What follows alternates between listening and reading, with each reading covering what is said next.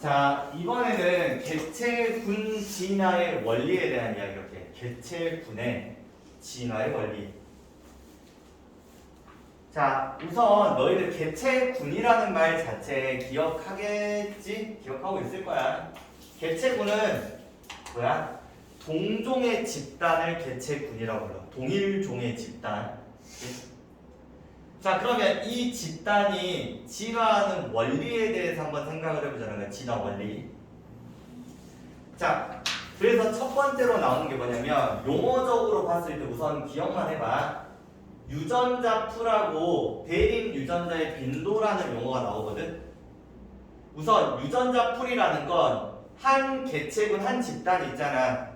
그 집단에 속해 있는 모든 개체가 가지고 있는 유전자 전체. 모든 유전자 전체를 말해. 자, 그러면 예를 들어서 한번 봐보자. 예를 들어서 간단하게 한번 표시해볼게. 이런 유전자를 가진 애가 있었고, 이런 유전자를 가진 애가 있었고, 이런 애, 이런 애, 이런 애가 있었다고 가정을 한번 해보자. 그럼 지금 이 집단에는 라지 A라는 유전자가 몇 개 보여 눈에? 하나, 둘, 셋, 넷, 다섯, 여섯 개 보이지? 스몰 A라는 유전자는 몇 개 보여? 4개 보이지? 그럼 이 전체가 가지고 있는 이 유전자, 그러니까 이 집단이 전체 라지 A랑 스몰 A 유전자 합쳐가지고 이런 걸 뭐라 불러? 유전자 풀이라고 불러. 그렇지? 그럼 이 유전자 풀이 이 개체군 집단의 뭐를 결정을 해?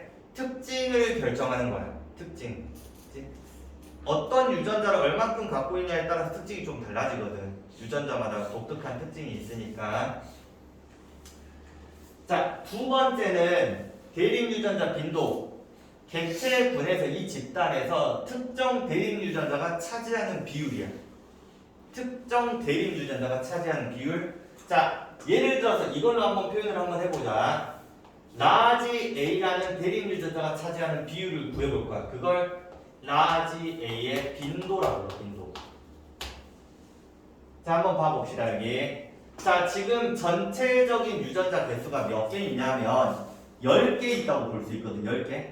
한 마리당 2개씩 있는데 전체 유전자는 5마리니까 10개야. 그럼 10개 중에서 라지 A가 차지하는 개수. 자, 라지 A 몇 개 있어? 6개 있지? 그럼 0.6이라고 쓴단 말이야. 이런 걸 우리는 빈도라고 불러. 전체 유전자에서 특정 유전자가 차지하는 비율이야. 그럼 스몰 a의 빈도를 구해보면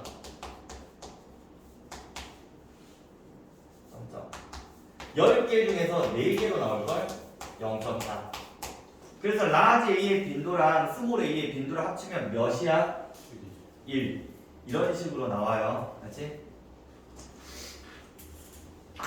자, 그러면 우리 그 다음 페이지 봐보잖아. 대립 유전자 빈도와 유전자 풀과의 관계에 대한 이야기가 있어. 어떤 집단의 대립 유전자의 빈도가 바뀔 수 있겠지. 다양한 원인에 의해서.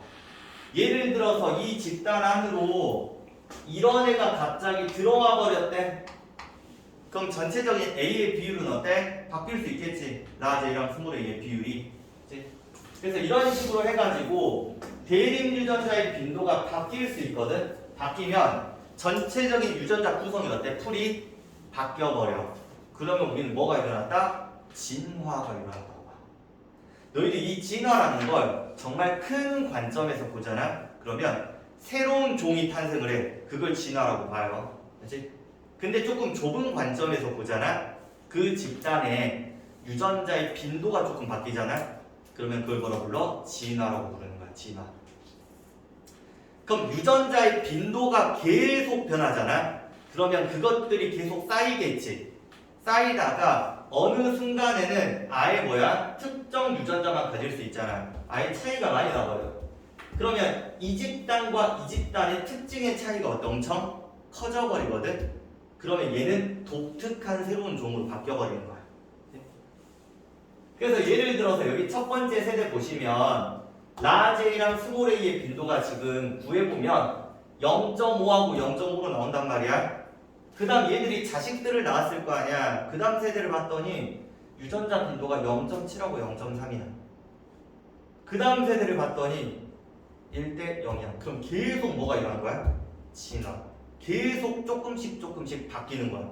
나중에는 이 녀석과 마지막에 끝에 계속 일어났을 거 아니야. 진화가 아예 특징이 달라져 버려. 그럼 뭐가 된 거야? 새로운 종이 탄생을 했다. 그치? 그래서 유전자의 빈도가 바뀐다. 그러면 전체적인 그 집단의 유전자 구성이 바뀌었다. 그걸 유전자 풀이 바뀌었다 라고 표현을 하고, 그게 계속 일어나면 뭐야? 쌓이고 쌓이면 아예 새로운 종이 될 수도 있다. 즉 진화가 일어난다. 이렇게.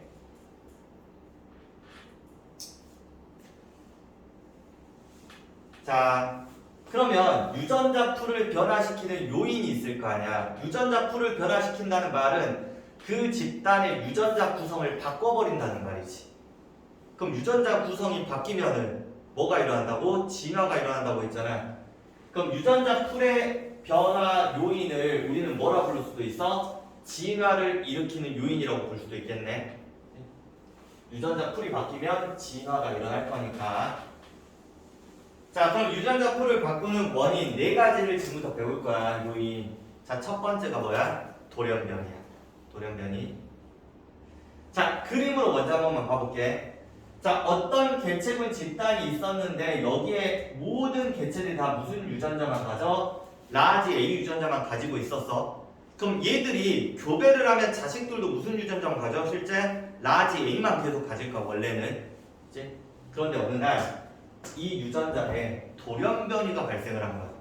그래서 라지 A가 뭘로 바뀌어? 스몰 A로 바뀔 수 있어요, 이렇게. 그럼 이 집단에 스몰 A가 생기면서 전체 유전자 풀이 어때? 변해버리겠지. 그럼 뭐가 일어난다? 진화가 일어난다. 그치? 자, 그런데 너희들 이런 거야. 이 새로운 대립 유전자 지금 여기서 스몰 A가 생겼잖아. 그치? 이 새로운 대립 유전자를 만드는 유일한 방법이 뭐야? 돌연변이야. 돌연변이를 제외하고 다른 방법으로 새로운 유전자를 만들 수는 없어. 그치? 갑자기 번쩍 태어날 수는 없어요. 뭔가 일이 발생했으니까 번쩍 태어난 거야. 그래서 돌연변이는 하나씩 읽어보면 DNA 염기 서열의 변화가 일어난 거야. 뭐에 의해서? 예를 들어서 자외선이나 방사 등에 의해서 이런 일이 벌어질 수 있어. 우리가 자외선을 많이 쐬거나 방사능이라는 강력한 에너지를 많이 쐬면 DNA 염기 서열에 손상이 일어날 수 있거든. 그치? 그래서 염기 서열에 변화가 생겨가지고 새로운 유전자가 만들어질 수 있다. 예시로 헤모글로빈 유전자의 돌연변이. 자, 너희들 헤모글로빈이라는 건 적혈구를 구성하는 산소를 운반하는 단백질이거든, 헤모글로빈이. 그래서 원래는 어떻게 생겼냐면 적혈구 내 헤모글로빈이 이렇게 생겼어, 단백질이. 그런데 이 단백질을 만들어내는 유전자에 이상이 생겼어. 돌연변이가 일어난 거지. 그래서 헤모글로빈 단백질이 이렇게 바뀌어버린 경우도 있어요. 그러면 적혈구의 모양이 이렇게 바뀌어버려. 늘어나 버리거든. 이런 걸 뭐라 불러? 남모양 적혈구 빈혈증. 자, 두 번째, 초파리의 눈색 돌연변이. 너희들 초파리 눈색이 원래는 빨강색이다. 그런데 돌연변이 일어난 애들은 허연 색깔이야. 하얀색. 그치? 이런 거 돌연변이. 자, 두 번째, 자연선택. 그치?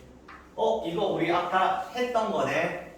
자, 그럼 예를 들어서 어떤 집단 그림으로 봐볼게. 라지 A 유전자를 가진 애가 4명, 스몰 A 유전자를 가진 애가 4명이 있었다고 가정을 한번 해봅시다.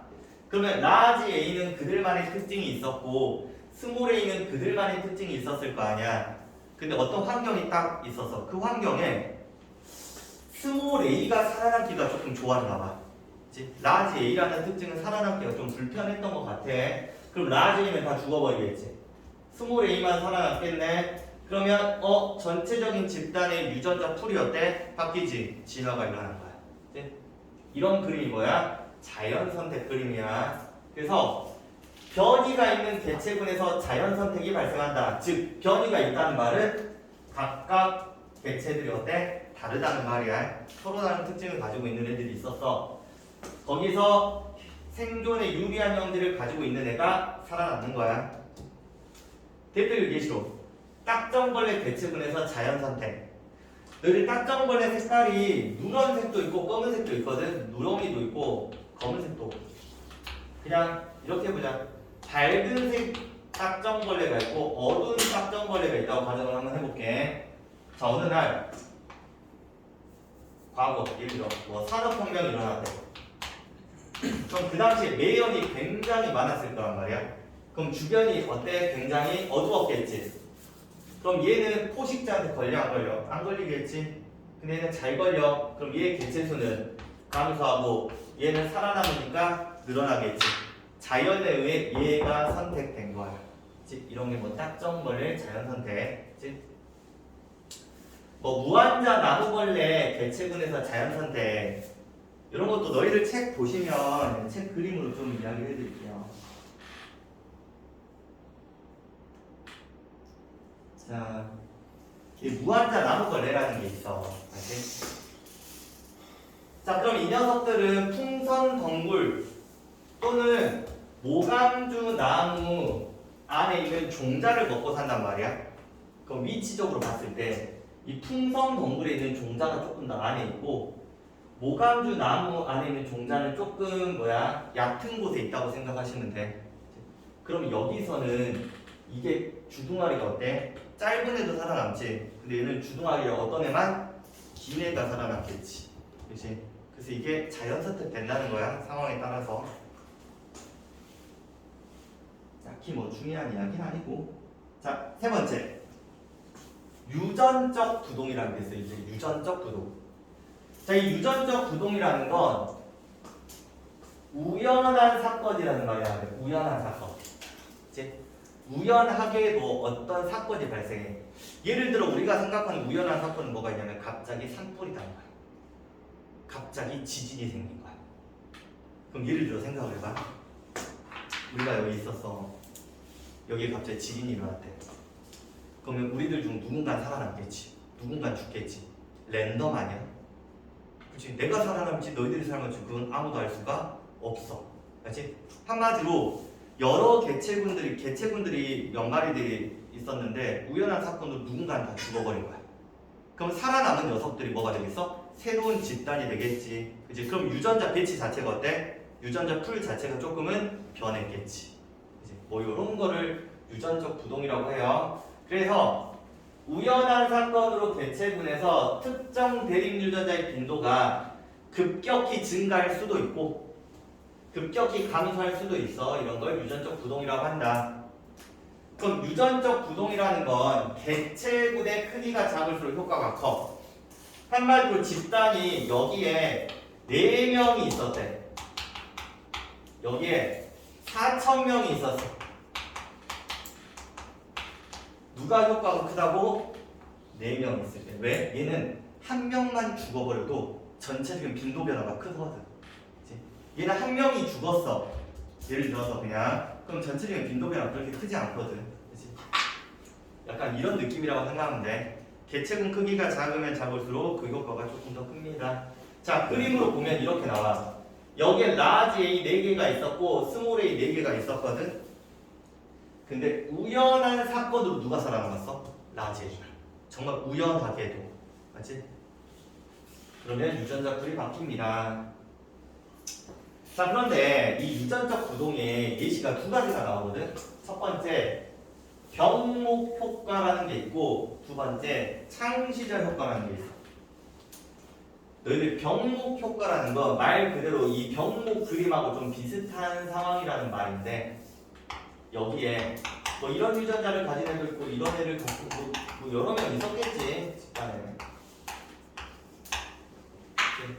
근데 얘들이 여기를 통과해야 살아남거든.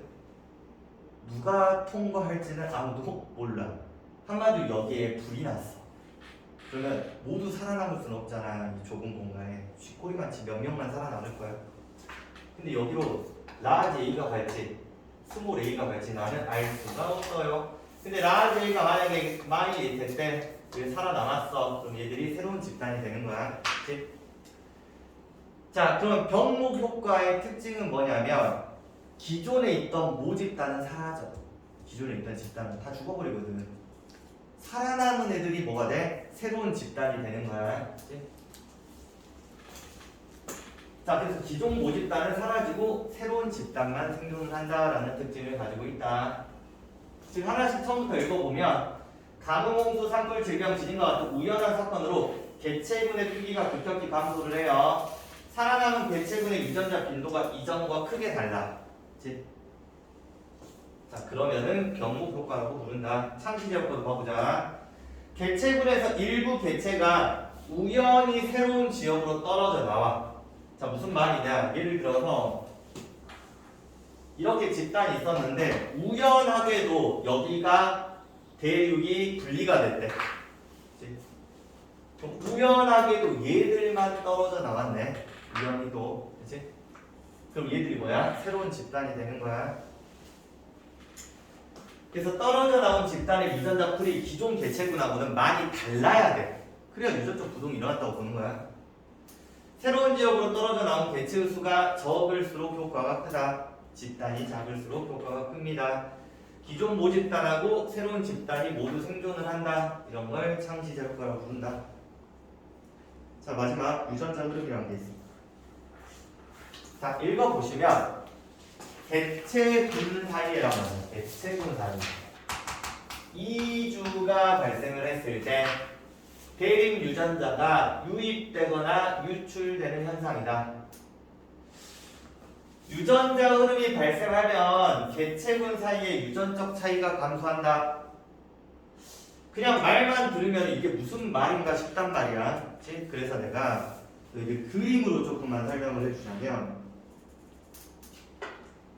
그래도 여기 사슴 이야기가 있거든. 사슴. 자, 서쪽에 사슴 개체군이 있고 동쪽에 사슴 개체군이 있어. 예를 들어 여기에는 라지 A를 가진 애가 4마리 있었어. 스몰 A 1마리 있었대. 여기는 라지 A 1마리, 스몰 A가 4마리가 있었어. 그럼 유전자 빈도가 어때? 조금 다른 두 집단이 있었나 봐. 그런데 얘들이 여기서 이쪽으로 이주를 해. 사슴이 넘어가는 거야. 산맥을. 그런데 여기 있는 애들도 이리 넘어가. 서로 머리 왔다리 갔다리 했대. 맞지? 그럼 유전자 대시 자체가 어때? 비슷비슷해지겠지? 그치? 얘 두 집단 간의 유전자가 어때? 차이가 점차 감소를 해. 그치? 잘 섞이니까. 그치? 이런 걸 우리는 뭐라 불러? 유전자 흐름이라고 불러. 흐름. 그래서 유전자 흐름을 그림으로는 이런 식으로 표현을 해요. 어떤 라지 A만 가지고 있는 집단이 있었어. 스몰 A를 많이 가지고 있는 집단이 있었대. 그럼 스몰 A를 가지고 있는 집단이 이쪽으로 이주를 해온 거야. 이 집단 안으로 들어온 거야. 그럼 여기는 스몰 A의 비율이 어때? 늘어나면서 이 집단과 스몰 A만 가지고 있는 집단의 유전자 차이가 어때? 줄어들겠지? 그치? 그래서 유전자 흐름 발생 시에는 개체군들 사이에서는 유전적 차이가 감소합니다. 이런 이야기들. 자, 여기까지 하면은 우선 16강이 마무리가 돼.